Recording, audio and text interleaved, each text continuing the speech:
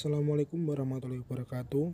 Di sini saya akan menjelaskan hasil analisis karya sastra novel Negeri Lima Menara karya Ahmad Fuadi dengan pendekatan objektif.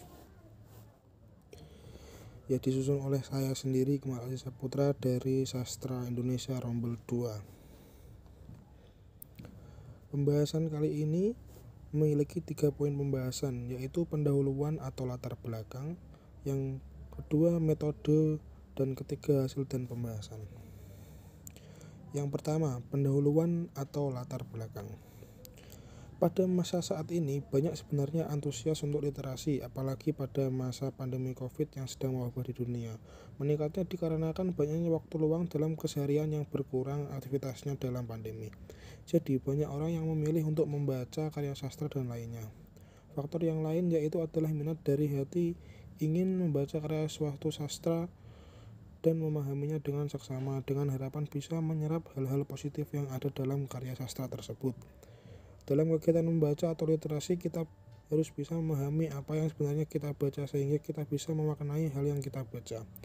Dengan pendekatan objektif ini, saya akan menjelaskan tentang analisis karya sastra novel Negeri Lima Menara agar pembaca bisa menelaah hal-hal yang dikaji sesuai dengan ketentuan pendekatan objektif. Yang kedua adalah metode. Dalam teori menurut Sugiono, metode penelitian kualitatif adalah metode penelitian yang berlandaskan pada filsafat positivisme, digunakan untuk meneliti pada kondisi objek yang alamiah, di mana peneliti adalah sebagai instrumen kunci. Pengambil sampel sumber data dilakukan secara purposif dan snowball. Teknik pengumpulan dengan triangulasi, analisis data bersifat induktif atau kualitatif, dan hasil penelitian kualitatif lebih menekankan makna daripada generalisasi. Theo 1988 mengatakan bahwa pendekatan objektif adalah pendekatan karya sastra dengan jalan mengkaji segala sesuatu yang ada di dalam karya sastra. Sedangkan menurut M.H. Abrams, pendekatan tidak mengaitkan sastra dengan hal di luar sastra. Pendekatan objektif menjelaskan unsur-unsur dalam karya sastra itu sendiri, misalnya unsur-unsur atau intrinsik dalam prosa, puisi, dan drama, dan lain-lainnya. Metodenya yang digunakan dalam analisis antara lain metode penelitian kualitatif yang termasuk ke dalam jenis metode studi kasus, yaitu pengidentifikasian analisis data yang mencakup observasi sebuah karya untuk menghasilkan data terperinci sesuai dengan apa yang dikaji. Secara umum, analisis berdata berdasar pada langkah-langkah yang dikemukakan Miles dan Huberman dan Saldana 2002 yang meliputi tahap-tahap pengumpulan data, reduksi data, penyajian data, dan penyimpulan data. Pertama, diperlukannya penemuan atau gagasan yang bisa menafsirkan unsur yang ada pada sebuah karya sastra. Kedua, kita harus dapat mengkaji relasi yang saling berkaitan pada unsur intrinsik itu sendiri. Ketiga, menurut suatu fungsi yang ada dalam karya sastra menjadi pemahaman yang utuh.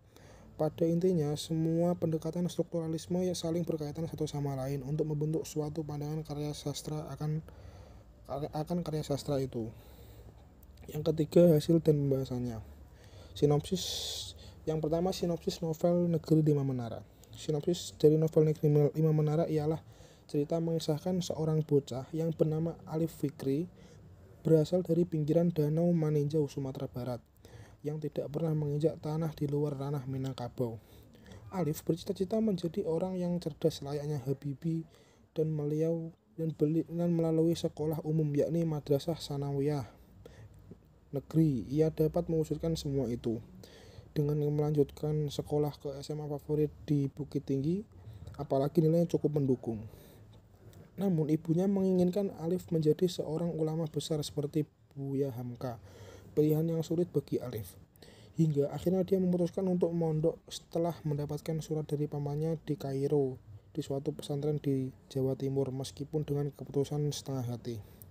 3 hari 3 malam Alif bersama ayahnya melintasi punggung Sumatera dan Jawa menuju sebuah desa di pelosok Jawa Timur. Alif tidak mengira dia akan menjadi santri pondok Madani yang terkenal dengan kegiatan belajar mengajar sedemikian padat dengan aturan-aturan kedisiplinan ekstra ketat. Hari pertama, Alif terkesima dengan sebuah pepatah Arab, man jada wajada. Siapa yang bersungguh-sungguh pasti akan mendapatkannya.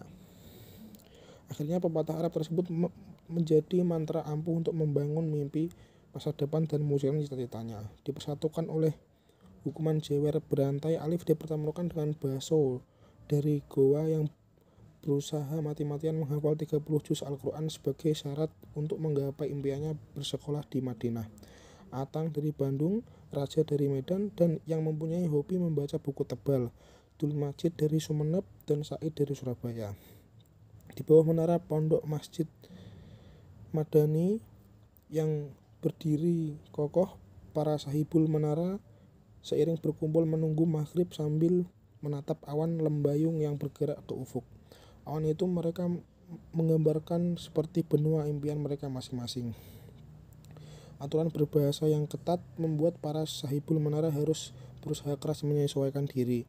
Cobaan demi cobaan menghadang mereka mulai dari menjadi jasus hingga menjadi Shaolin Temple.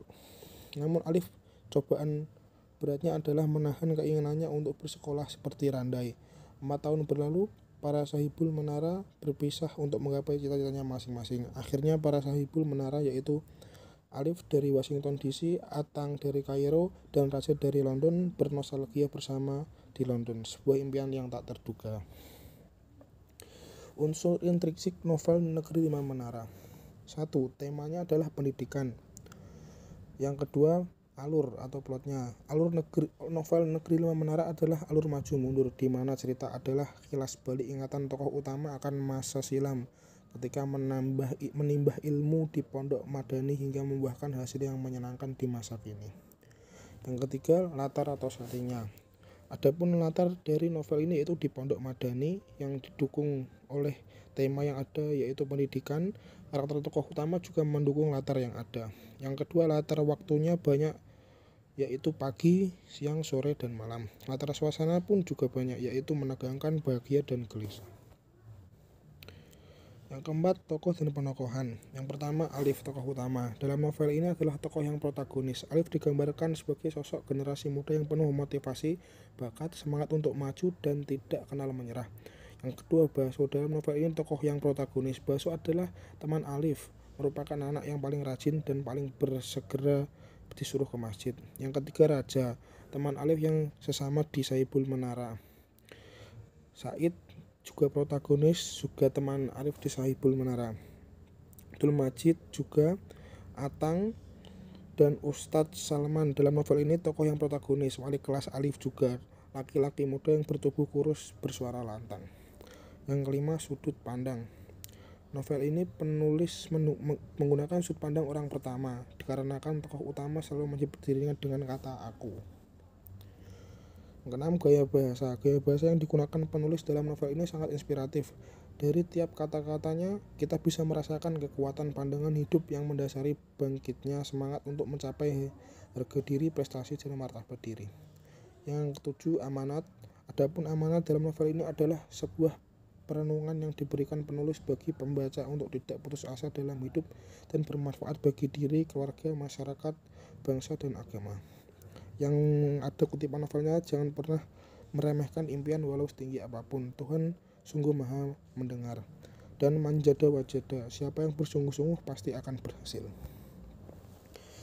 Simpulan, pendekatan objektif merupakan pendekatan yang mengkaji unsur intrinsik pada sebuah karya sastra. Pendekatan ini dilakukan dalam beberapa cara, yaitu diperlakukannya penemuan atau gagasan yang bisa menafsirkan unsur yang ada dalam sebuah karya sastra. Selanjutnya, pendekatan objektif, kita harus bisa menentukan hubungan antara unsur intrinsik yang kita teliti agar menjadi pemahaman dalam analisis yang jelas dan padu sehingga pembaca analisis bisa mudah mengerti.